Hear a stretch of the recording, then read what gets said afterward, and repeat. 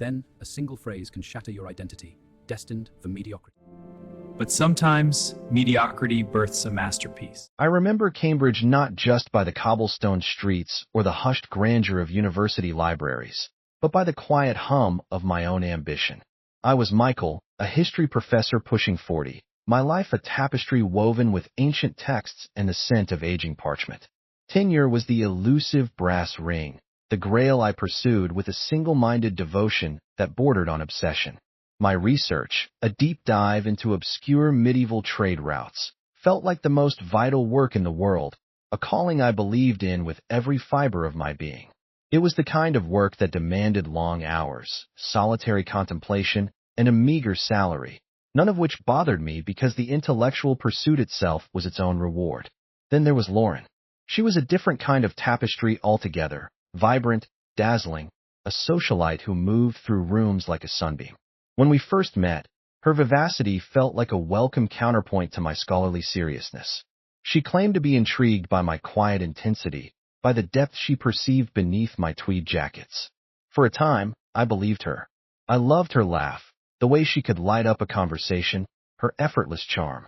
We married, and for a while, I clung to the hope that our disparate worlds could merge, that her zest for life and my academic fervor could somehow complement each other.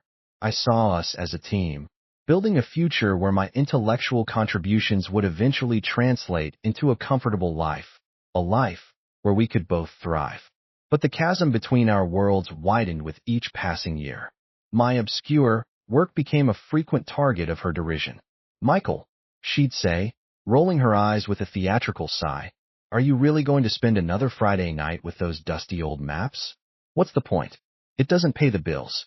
Her words, light as they were, chipped away at my confidence, making me question the very foundation of my identity. She wanted dinners at the most expensive restaurants, designer clothes, exotic vacations, the kind of lifestyle my professor's salary could only dream of. I tried to explain the long game, the eventual payoff of tenure, the prestige, but her eyes would glaze over. She lived in the now, and my now was decidedly unglamorous in her estimation. The hope I once held, that she saw value in my intellectual passion, began to fray at the edges, replaced by a gnawing doubt. I started to feel like a perpetual disappointment, a man perpetually failing to meet an unspoken, ever-rising standard. The air in our small Cambridge home, once filled with the promise of shared dreams, slowly became heavy with unspoken resentments and the faint, persistent scent of expensive perfume and mounting bills. The doubt, once a subtle hum beneath the surface, grew into a jarring discord. Lauren's belittling remarks became sharper, more frequent, delivered with a casual cruelty that stung more than any outright argument. She'd invite me to social gatherings, only to introduce me as my husband, the history professor who studies, well, things you wouldn't understand, a dismissive wave of her hand accompanying the slight. Each jab felt like a pinprick, deflating my spirit, making me withdraw further into my books and research. The financial strain, too, became undeniable. I'd find credit card statements tucked away, alarming figures that made my stomach clench. When I confronted her, she'd simply shrug, tell me I worried too much, or worse, accuse me of being cheap, of not providing for her adequately. It was a vicious cycle. Her spending spiraled, my income couldn't keep up, she blamed my mediocre career, and I retreated further into the only place I felt truly competent and valued my academic world. Our home, once a sanctuary, transformed into a battleground of wills and expectations. The silence between us grew heavier than any argument, punctuated only by the clinking of her expensive jewelry or the rustle of another shopping bag. I remembered one evening, sitting at my desk, poring over a 14th century ledger, trying to decipher faded script, while from the living room, I could hear Lauren on the phone, laughing brightly, describing a lavish weekend trip she was planning with friends. The contrast was stark, a painful illustration of our diverging paths. My own worn elbow patches and the scent of old paper felt like a badge of honor to me, a testament to dedication. To her, I knew, they were symbols of my failure, proof of a life she found increasingly boring and financially unrewarding. I tried to bridge the gap, I really did. I try to explain the significance of my research, the intellectual thrill of uncovering a forgotten truth. I'd even attempt to engage with her social world, attending events I found tedious, forcing polite conversation. But it was always clear I didn't belong. Her friends, mostly affluent and superficially charming, mirrored her disdain for my obscure pursuits. They talked of stock portfolios and summer homes, while I quietly nursed a drink, feeling like an alien. The doubt festered, turning into a bitter realization that perhaps we were fundamentally incompatible. The man she married, the one she claimed to be intrigued by, was not the man she wanted to build a life with. She wanted a partner who reflected her own aspirations for material wealth and social standing, and I was clearly falling short. The dream of us began to crumble, brick by painful brick, leaving behind only the cold, hard certainty that something vital was missing, something that perhaps had never truly been there at all. The air itself seemed to crackle with an unspoken tension, an impending storm I could feel brewing on the horizon, but was powerless to prevent. The storm, when it finally broke, was swift and brutal. I remember the day with chilling clarity. She stood in the living room, bathed in a harsh afternoon light that seemed to highlight every sharp edge of her face. She was impeccably dressed, as always, but her usual vivaciousness was replaced by a cold, determined resolve. "Michael," she began, her voice devoid of its usual lilt, "this isn't working. It hasn't been working for a long time." She told me she was leaving, that she'd met someone else, a prominent lawyer, someone who understood her needs, who could provide the life she deserved. I stood there, numb, the words echoing in the sudden silence of the house. "He's everything you're not," she said, her gaze sweeping over my book-laden shelves, my worn armchair, as if condemning my entire existence. "You're destined for mediocrity, Michael. You always have been." Those words, destined for mediocrity, struck me with the force of a physical blow. They resonated deep within, confirming every insecurity she had ever subtly fostered. It wasn't just the abandonment, it was the utter dismissal of my worth, my passion, my very identity. Then came the true crushing weight, the mountain of debt she left behind. Maxed out credit cards, unpaid bills, loans I hadn't even known existed. The financial ruin piled on top of the emotional devastation was almost unbearable. I felt hollowed out, stripped bare. The house, once filled with her presence, felt overwhelmingly empty, yet simultaneously suffocating under the weight of her absence and the tangible proof of her profligacy. For weeks, I barely functioned. I went through the motions of teaching, my lectures delivered in a monotone, my mind a fog of despair. Sleep offered no escape, only restless nights haunted by her cutting words and the cold reality of my situation. I'd sit in my study, surrounded by the very books that once brought me solace, and feel nothing but a profound, aching emptiness. It wasn't just losing a wife. It was losing a future I had envisioned, a future where I believed my dedication would eventually be understood and appreciated. I felt like a failure, a fool who had poured his heart and soul into something that was not only unvalued but actively scorned. The weight of the debt was a constant, tangible reminder of her betrayal, a chain around my ankle dragging me down into a dark abyss. I truly believed, in those agonizing weeks, that I would never recover, that the light had gone out of my life permanently. The silence in the house, once merely heavy, now felt like a tomb, burying me alive under the rubble of a broken dream and a shattered self-worth. But then, slowly, something shifted. The despair, so absolute, began to crystallize into something else, a cold, hard resolve. Her words, destined for mediocrity, played on a loop in my mind, but instead of crushing me, they began to fuel a simmering rage, a fierce determination to prove her wrong, not to her, but to myself. The pain, raw and searing, found an unexpected outlet. I channeled it all, every ounce of hurt, every sleepless night, every belittling remark, into my work. My research, once a quiet passion, became an all-consuming obsession. I spent countless hours in the library, in my study, surrounded by my books, fueled by coffee and an unshakable need to create something undeniable, something brilliant. The medieval trade routes, once an intellectual curiosity, became a canvas for my grief, a structured pursuit where I could control outcomes, unlike my life with Lauren. I delved deeper than ever before, connecting disparate archives, uncovering forgotten correspondences, piecing together a narrative that had been overlooked for centuries. The intellectual challenge was immense, but it was a welcome distraction, a way to transmute the raw agony of my personal life into something productive. There were nights I forgot to eat, days that blurred into weeks, lost in the intricate dance of historical interpretation.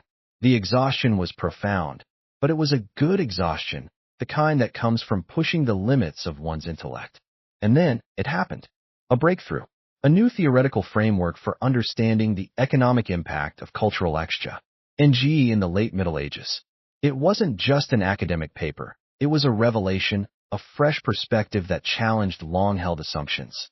The clarity of thought, the elegance of the argument, flowed from me with an intensity one hadn't known I possessed. I submitted the manuscript, a comprehensive book-length analysis, to a university press, expecting the usual rigorous, slow-moving academic review process. What I received instead was an almost immediate, enthusiastic response. The book was published, and to my astonishment, it didn't just find an academic audience. It resonated with the general public. It became a national bestseller. Suddenly, my obscure work was being discussed on national radio, reviewed in major newspapers, praised by critics not just for its scholarship, but for its compelling narrative and accessible prose. The phone started ringing. Interviews, speaking invitations, lucrative offers for future projects. I, the man destined for mediocrity, had stumbled upon a vein of gold, not in wealth, but in recognition, in intellectual triumph. The realization that my passion, the very thing she had scorned, was my salvation, was both humbling and exhilarating. It was the beginning of my ascent, a quiet vindication that felt more profound than any fleeting material gain. The transformation felt almost surreal. The success of my book, Echoes of the Silk Road, wasn't just a professional triumph. It was a personal renaissance. The national bestseller status opened doors I never imagined, doors that led not to opulent wealth, but to something far more valuable, profound respect and intellectual validation. The academic world, which had once felt like a distant, often unrewarding climb, now embraced me with open arms. The phone call offering a tenured position at Harvard University felt like a dream. Harvard. The very name resonated with a weight and prestige that was almost intoxicating. It wasn't just a job. It was an affirmation, a recognition of my years of dedication, my quiet perseverance, and ultimately, my worth. The financial stability that came with it was a welcome relief, but it felt secondary to the immense satisfaction of achieving a goal that had once seemed impossible, especially in the shadow of my broken marriage. Moving into my new office at Harvard, the sunlight streaming through the tall windows on shelves waiting to be filled with my books, felt like stepping into a new skin. The weight of the debt Lauren had left me with had been meticulously paid off, a task I undertook with a grim determination, each payment a small act of reclamation. I had rebuilt my life, brick by quiet brick, not out of spite, but out of a deep-seated need to honor my own intellectual journey. I found a new apartment, smaller but filled with my own carefully chosen pieces, a space that felt truly mine, unburdened by past expectations or the ghost of someone else's desires. I resumed my research, not with the frenetic energy of a man escaping pain, but with the steady, joyful focus of a scholar deeply immersed in his craft. I found myself surrounded by colleagues who genuinely appreciated my work, students who were eager to learn, and a community that valued intellectual curiosity above all else. There was a quiet liberation in this new life. I no longer felt the need to prove anything to anyone. The bitterness I once harbored towards Lauren had faded, replaced by a profound sense of indifference. She was a chapter closed, a painful but ultimately formative experience that had, paradoxically, propelled me towards my true calling. My self-respect had been painstakingly rebuilt, brick by brick, through my own efforts, my own intellect, and my own resilience. It was a deep, unshakable peace, the quiet satisfaction of a life finally aligned with its true purpose. I was no longer Michael, the poorly paid professor struggling under the weight of debt and derision. I was Professor Michael Thorne, a tenured historian at Harvard, and I finally understood that my true value was recognized, not by her, but by the world, and more importantly, by myself. The scars remained, a faint reminder of the journey, but they were no longer open wounds. They were symbols of strength, of having endured and, against all odds, having thrived. Years later, the past, it seemed, wasn't quite done with me. I was featured in a university alumni magazine, a lengthy profile detailing my journey, my best-selling book, and my tenured position at Harvard. I remember seeing a copy, a sense of quiet pride washing over me. It was a testament to the path I had forged, alone. Not long after, the emails started. They were earnest, carefully crafted, dripping with admiration. Michael, the first one began, I stumbled upon your profile in the alumni magazine, and I must say, I am utterly astounded by your brilliance. I always knew you had it in you. It was Lauren. My name, in her carefully chosen font, on my screen, felt like a relic from another lifetime. She went on to express how she had been following my career from afar, how she was so proud of my groundbreaking analysis, how she had always believed in my intellectual capabilities, despite. Well, she didn't quite finish that thought. Subsequent emails became more frequent, more personal. She was now divorced, she revealed, her ex-husband having significantly cut her alimony, leaving her in a difficult financial situation. The carefully constructed facade of admiration began to crack, revealing the underlying desperation. She hinted at a desire to reconnect with the intellectual spark we once shared, referencing obscure passages from my book, trying to create a false sense of shared history, of a profound connection that had, in reality, never existed. Each email was a masterclass in revisionist history, an attempt to rewrite our past into something it never was. I read them, a polite, distant smile playing on my lips, a peculiar mix of bemusement and mild annoyance stirring within me.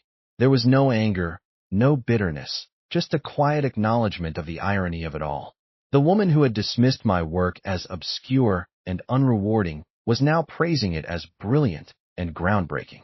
The woman who had left me for a prominent lawyer was now facing financial difficulties and seeking solace in the man she had called destined for mediocrity.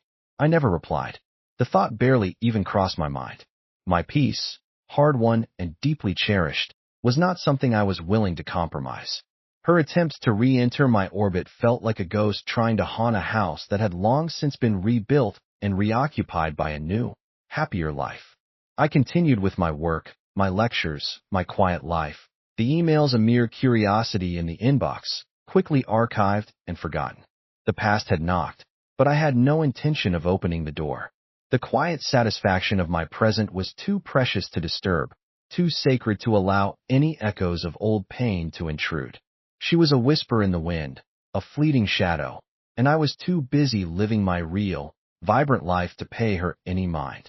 The air in the Harvard Faculty Club reception was thick with the murmur of intellectual discourse, the clinking of glasses, and the subtle scent of aged oak and expensive perfume.